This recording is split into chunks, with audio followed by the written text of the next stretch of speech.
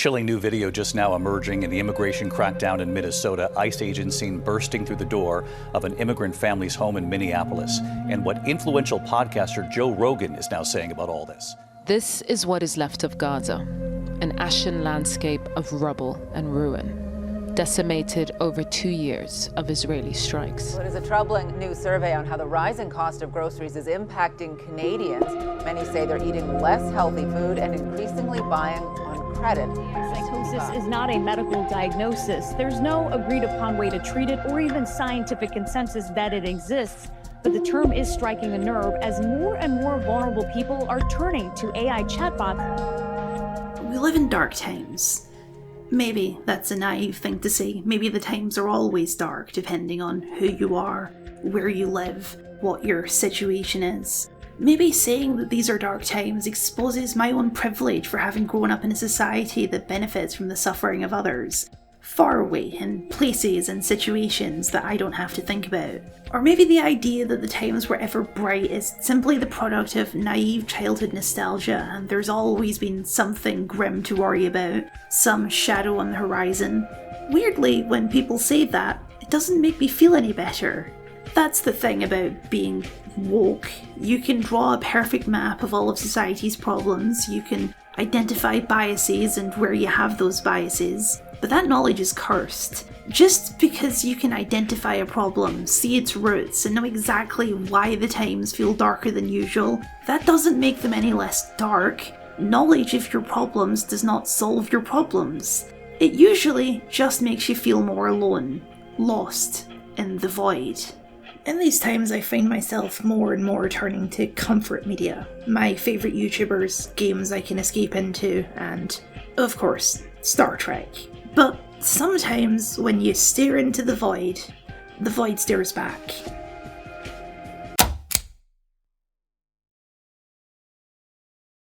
The Void is a Season 7 episode of Star Trek Voyager. As the Voyager is continuing on its long journey home, they're suddenly caught in a pocket of space called the Void. A starless, empty expanse which traps ships inside and is apparently impossible to escape.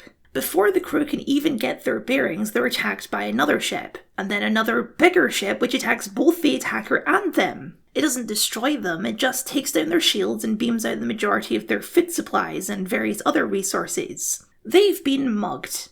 Another ship turns up, this time not shooting, and explains to the crew the rules of the Void. There are no resources here, there are no allies, there is no escape, there is only survival. And the way you survive is by attacking new arrivals to the Void and stealing their stuff. A dog-eat-dog galaxy. Voyager can adapt to this new way of life, or they can die. Captain Janeway rejects this framing. There must be a way to escape the Void. They've got a ship full of scientists who can figure this out. The Void veteran, General Valen, simply laughs. He's been here for 5 years. The new arrivals always dream of escape, and they always die trying. He's just doing the noble thing of saving them the effort, because out here in the Void, you're on your own.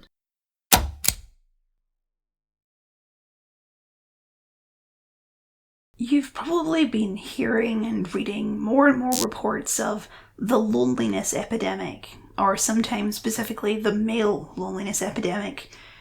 But that's just a warped manosphere version of a genuine societal phenomenon. A phenomenon that has risen thanks to various different societal forces working together. The degradation of the third place is one, which is to say that if your home is the first place and your job or school is the second place, then the third place is where you go to hang out and socialise.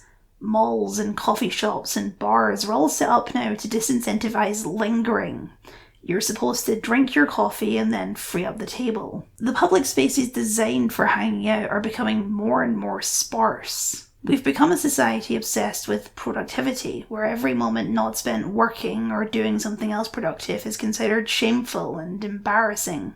People feel disincentivized to do it, and if they're going to do it, they'd rather do it alone, where nobody can judge them. The big one is, of course, the rise of social media. The kids are always on their dang phones these days, as they say, but it's true. I'm a part of the very last generation that grew up without smartphones. The iPhone came out when I was 8. The technology has grown alongside me, and as it's grown, we've seen it warp society around it. So much of our daily social interactions now come through a screen. Texts, Discord channels, Twitter and Instagram posts. But these interactions are inherently different to actual person-to-person communication. Not to mention the inherent toxic adversarial nature of most of these platforms. You're always one wrong move away from being swarmed by an army of gremlins looking for any excuse to destroy you. Or maybe that's only when you talk about Star Wars, I'll let you know. Is it any wonder that with all of these factors, people feel more alone?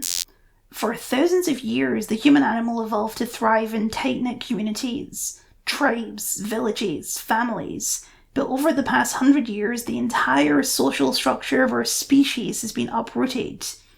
That's a short enough amount of time that there are still people alive from before that shift. Only now are we really seeing the fallout of this shift, exasperated even more by a global pandemic a few years ago, which intensified all of these factors and drove even more things, including work, the second place, online. But one of the most sinister effects of this shift is the political.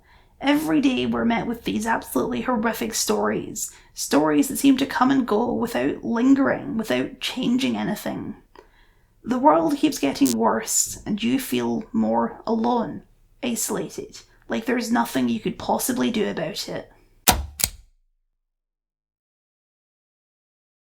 The first thing the crew of Voyager try to do, of course, is escape. They figure out a fancy scientific way that could work, but they don't have the resources or the technology they need to make it work. So their attempt fails and their resource problem grows even more dire. With no other choices, they decide to track down the ship that stole all their food and get it back. However, when they get there, things get more complicated.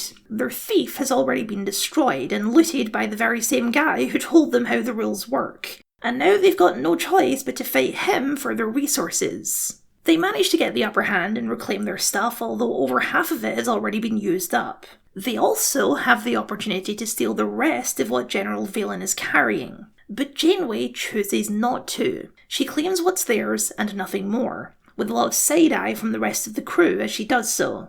Valen wouldn't hesitate to take it from us. No, he wouldn't. We've got what's ours. Reverse course.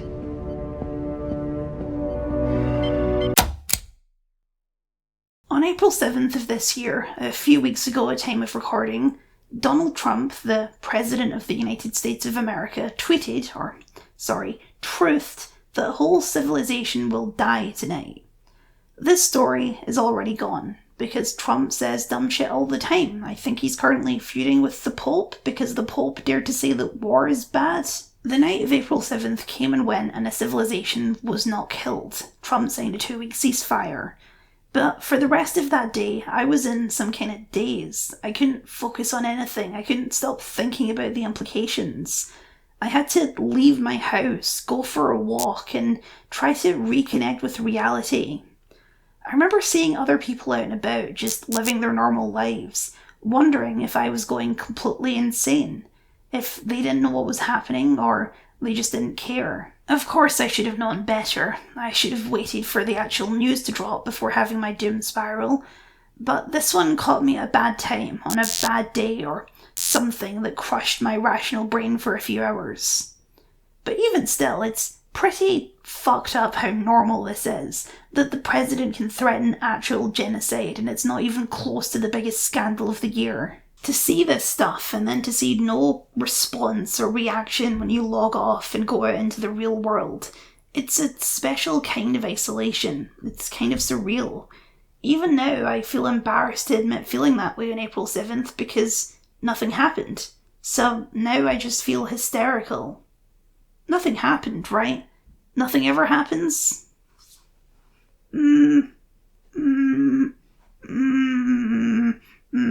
Okay, something definitely happened. Things are always happening. That's part of the problem. Stuff keeps happening and nobody seems to care. The world keeps turning, things keep getting worse and worse, and people feel more and more alone watching it all spiral out of control. When the smoke clears and Voyager is out of danger, Janeway's two most trusted advisors, Chakotay and Tuvok, come to ask her what their policy is going to be in the void. They both feel that the situation calls for compromise, that if the crew is to survive, they must adapt to the void. They must be willing to do what it takes. But Janeway disagrees. She disagrees with not just their advice, but the logic behind their advice. The way that they survive the void is not by abandoning their ideals, it's by staying true to their ideals. They should approach others with open arms of camaraderie. They should share their resources freely with those in need. They should form an alliance of people willing to work together. Tuvok argues that this plan doesn't make much sense. The people within the void have proven themselves to be untrustworthy and ruthless. The most likely scenario is that any offer of friendship would be immediately slapped away. Janeway concedes that this is probably true, but she's going to try anyway. The void represents a corrupt status quo. There may not be a political authority to resist, but there is certainly societal expectations to resist. The culture of the void is one of constant vigilance, constant scheming, and constant violence. It is a culture that enforces isolation upon everyone within it. Trust is discouraged because it's more likely to get you stabbed in the back. Standing against the status quo is always hard. It doesn't matter if you're right and you know in your heart that you're right. There's still a lot of emotional turmoil involved in going against what society expects of you. Even if you're not breaking the law, there's always the stares, the side eye, the silent judgment. For more information, you should watch this video, or, watch High School Musical.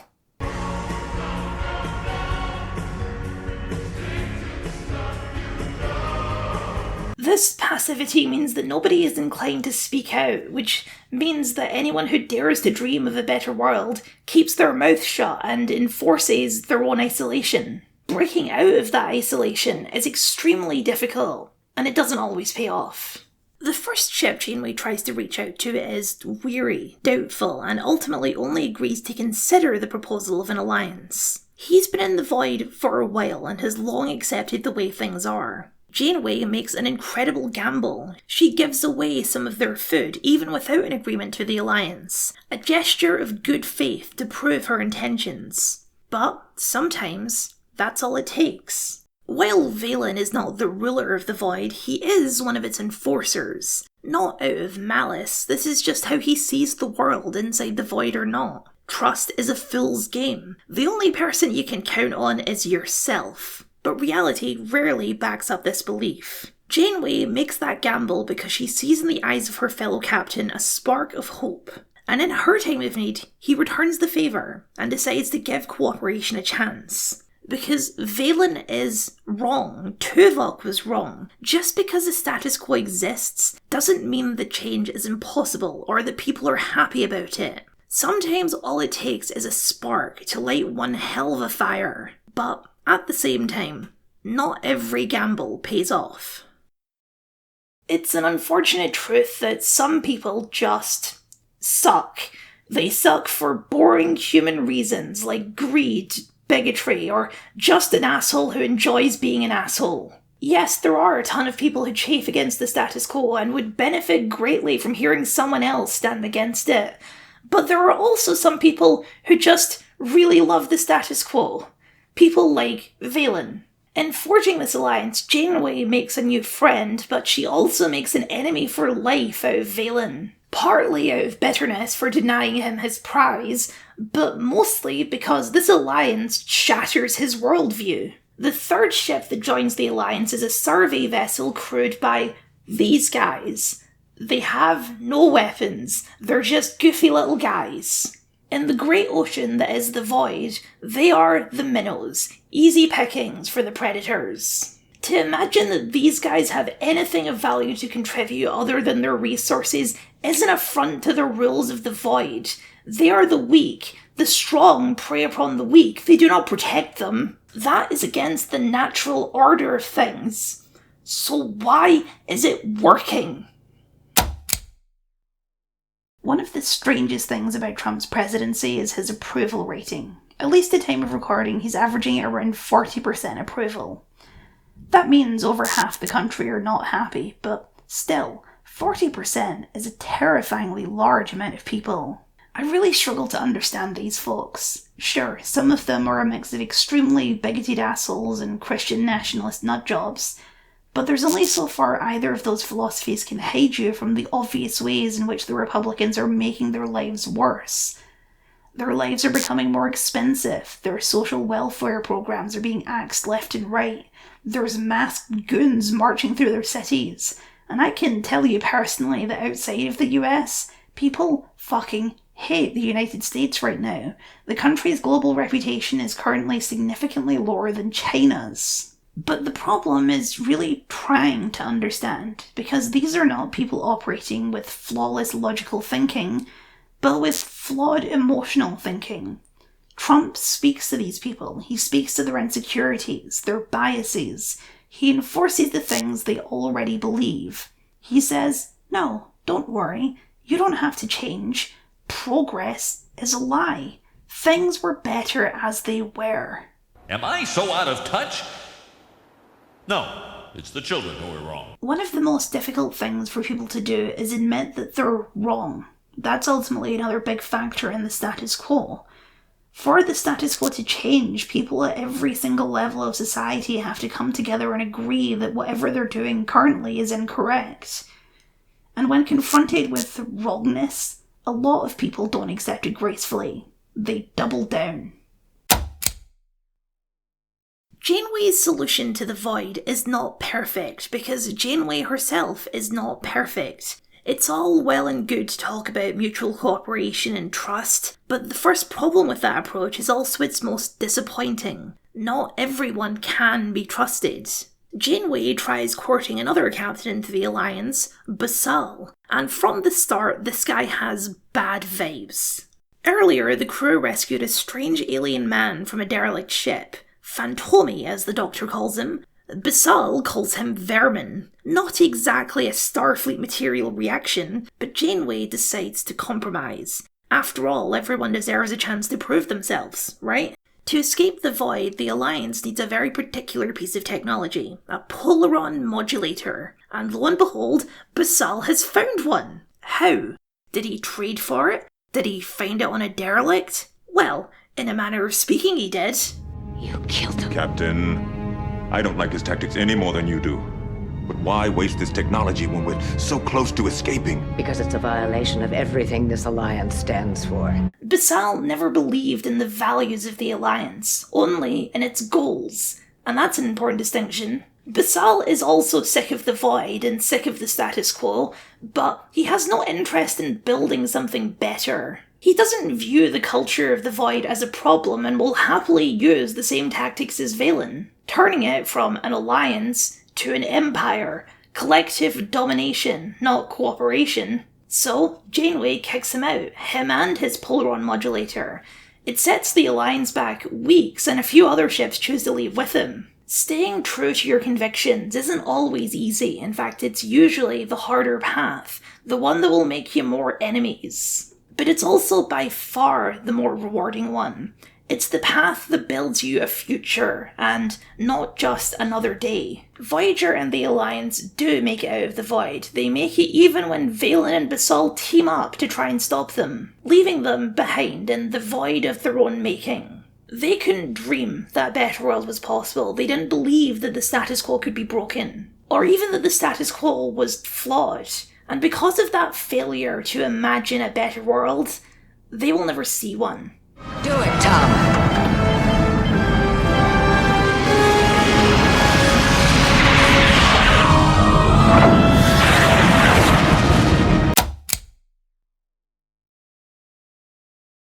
This is, in my opinion, the failure of conservative thought as a whole. Conservatism is the acceptance that what is the best there ever can be.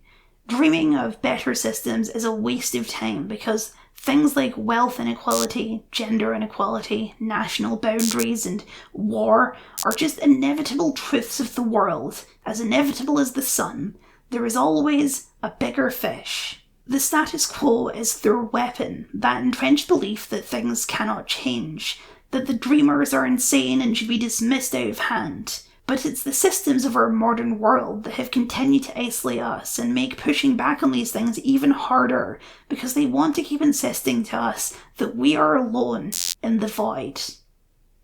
But I know that isn't true.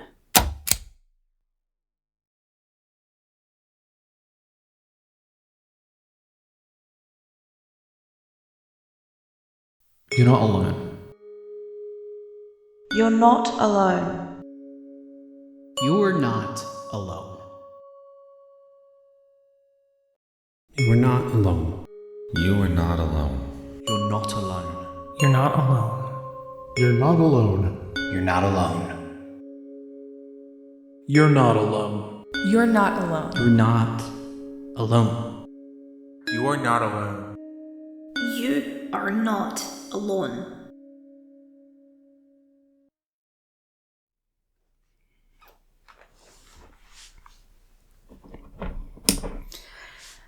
I can't pretend to have all the answers. I can't pretend I don't have some doubts about our chances.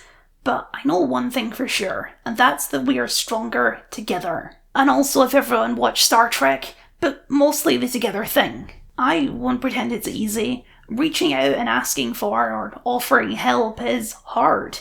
I had to reach out to a bunch of people to do that thing I just did, and I had to psych myself up to do it every single time, even though all I was asking for was 3 words, not organising a protest or a strike. But it's worth it to push through, because there is tremendous value in camaraderie. To borrow from another sci-fi universe, it's powerful to know that I have friends everywhere. That's not enough to change things, but it's a start, an important start. Where to go from there?